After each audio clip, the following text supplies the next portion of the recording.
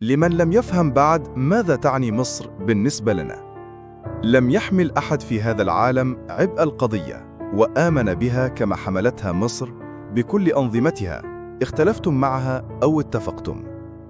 لم يكن لنا سند منذ 77 عاماً سوى مصر، استندنا عليها حين مال الجميع، حين انحازوا وطبعوا. نعم، طبعت مصر علاقتها مع الكيان، لكن منذ أيام كامب ديفيد حتى اليوم، هل رأيتم إسرائيلياً واحداً يتجول في حواري شبرا؟ هل التقط أحدهم سيلفي في ميدان التحرير؟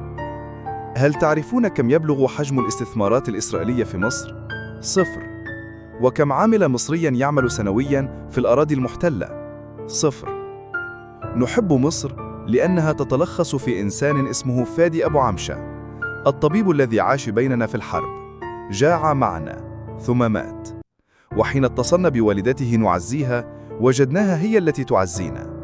قالت: فادي ابنكم، أنا وهبته لفلسطين، لغزة، لأهله هناك. مصر لم تغلق المعبر كما يروج هلافيت الترند وصبية الإخوان الذين يتظاهرون أمام السفارات المصرية، معمية عيونهم وقلوبهم عن سفارات الكيان.